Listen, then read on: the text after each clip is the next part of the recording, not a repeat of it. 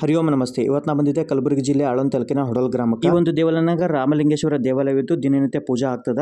ಈ ಒಂದು ದೇವಾಲಯದ ಪಕ್ಕದಲ್ಲಿ ಸಣ್ಣ ದೇವಾಲಯಗಳು ಅದನ್ನು ಪರಿಚಯಿಸ್ಕೊಡ್ತೀನಿ ಬರ್ರಿ. ಈ ಒಂದು ಹೊಡಲ್ ಗ್ರಾಮದ ಪುರಾತನ ದೇವಾಲಯದಲ್ಲಿ ಒಂದು ದೊಡ್ಡ ತ್ರಿಕೂಟ ದೇವಾಲಯ ಮತ್ತು ಎಡ ಮತ್ತು ಬಲದಲ್ಲಿ ಸಣ್ಣ ತ್ರಿಕೂಟ ದೇವಾಲಯಗಳು ಇದ್ದು, ಆ ಒಂದು ತ್ರಿಕೂಟ ದೇವಾಲಯದಲ್ಲಿ ವಿಶಿಷ್ಟವಾದ ವಾಸ್ತುಶಿಲ್ಪಗಳು ಮತ್ತು ಕೆತ್ತನೆಗಳು ಇವತ್ತಿನ ದಿವಸ ನಮ್ಗೆ ನೋಡ್ಲಿಕ್ಕೆ ಸಿಗ್ತದ. ಉದಾಹರಣೆಗೆ ಇಲ್ಲಿ ಶಿವಲಿಂಗ ಪೀಠಗಳು ಬೈದ್ಯನಾಥ ಶೈಲಿಯಲ್ಲಿ ಇವತ್ತಿನ ದಿವಸ ನಮ್ಗೆ ನೋಡ್ಲಿಕ್ಕೆ ಸಿಗ್ತಾವ. ಈ ಒಂದು ಜಾಗದಾಗ ಮುಂದೊಂದು ನಂದಿ ಮಂಟಪನೂ ಇರ್ತದ ಮತ್ತು ಒಳಗಡೆ ಇನ್ನೊಂದು ದೊಡ್ಡ ತ್ರಿಕೂಟ ದೇವಾಲಯನೂ ಇರ್ತದಂದ್ರೆ ಅಲ್ಲಿ ದಿನನಿತ್ಯ ಪೂಜಾ ಆಗ್ತದ. ಆದ್ರೆ ಈ ಒಂದು ಭಾಗನಾಗ ದಿನನಿತ್ಯ ಪೂಜಾ ಆಗಂಗಿಲ್ಲ. ಈ ಒಂದು ದೇವಾಲಯದ ಸಣ್ಣ ಭಾಗಗಳು ಸ್ವಲ್ಪವಾಗಿ ನಶಿಸಿ ಹೋಗಿದ್ದು, ಇವು ಕಾಲಕ್ರಮೇಣವಾಗಿ ನಶಿಸಿ ಹೋಗ್ಲಿಕ್ಕೆ ತಿರ್ತಾವ.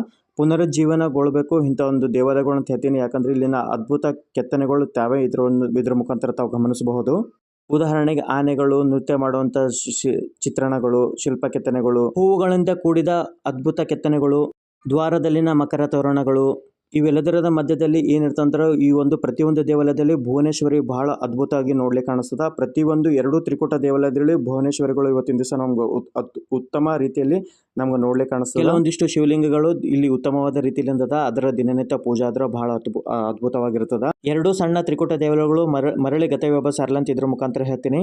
ನಮ್ಮ ಕಲಬುರಗಿ ಜಿಲ್ಲೆನೂ ಯಾವ ಪ್ರವಾಸಿ ತಾಣಕ್ಕಿಂತ ಕಡಿಮೆ ಇಲ್ಲ. ತೆರವಿದ್ದವರು ಭೇಟಿ ಕೊಟ್ಟು